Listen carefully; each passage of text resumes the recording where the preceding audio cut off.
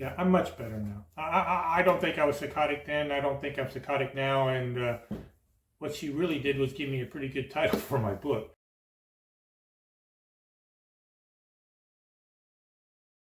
Diagnosis Psychotic, Through God's Evil White Wormhole. The neurologist sat across from me in the little room, a little woman with shoulder-length black hair. Her dark-skinned face had a stern and disapproving look. The glasses were poised on the point of her nose. In a stern tone, she said, "You are psychotic. You made bad choices as a kid, and I can't help you." I have been called crazy most of my life. What I didn't know was that this behavior could directly be attributed to CTE, chronic traumatic encephalopathy. You know, when you bang your head too much. I have all the symptoms. I Googled it. I had waited a long time working through the system, trying to find some answers, some help, some sort of acknowledgement, only to find that I didn't qualify for the CTE studies. Now my last hope had just been confirmed by the highest brain doctor that what everyone had said over the years was true. I was crazy, cuckoo, nuttier than a jar of planters. Part of the reason she might have thought this was I have suffered through a constant sort of deja vu, more of a dream hopping, if you will. It is really hard to explain, but I dream something and then months or years later, I start hopping in and out of it. This unusual phenomenon has been with me for over 40 years. So when the professional who's supposed to know about head stuff says I'm crazy, well, the confirmation sucks. I was hoping for some answers, just not that one. Or I may or may not be insane. I have had my times where even I question my sanity. To be sure, I have pushed my wild side far and wide. I have lived a large life, only now to regret the collateral damage. My mind, my body were abused by years of parental, physical, mental, and spiritual abuse.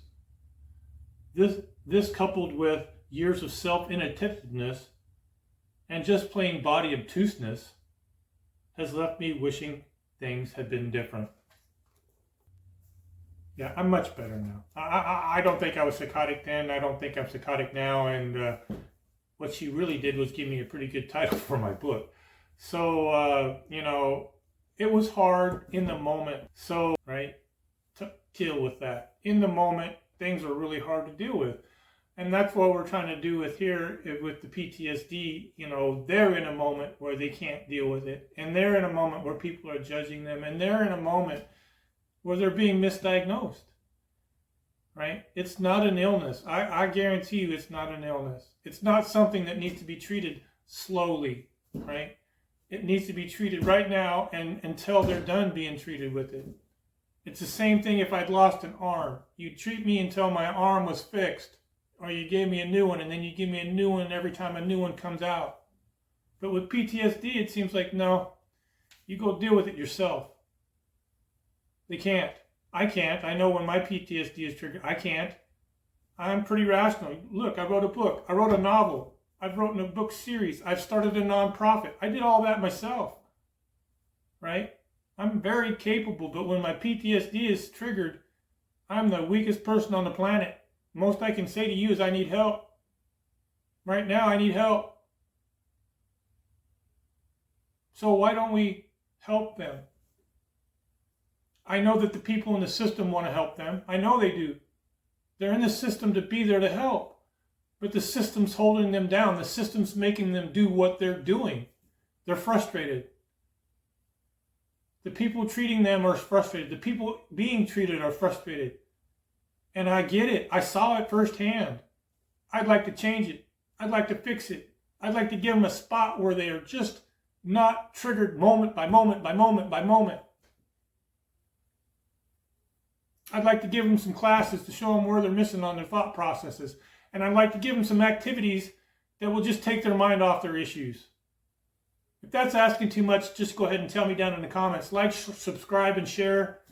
If that's too much to ask for, just go ahead and tell me, Craig. Those people don't deserve it. They don't. All right, fine. I disagree. They were wounded in the service of us. That's you and me. They're not being taken care of by the system. 22 veterans a day commit suicide. That's a guarantee that the system is failing. So I don't think that we should rely on the system if it's failing. I think we should start something new. That takes money. I'm at $1,000 right there, $1,000. I'm trying to get to $150,000 just to start the program. I need $1 million a year for one retreat. I want 50 retreats, one in every state. That's $50 million a year I want for these veterans who deserve it. Come on now, y'all, help me out. Let's get busy. All right, until we see you again, the world's a better place with you in it. Make a difference.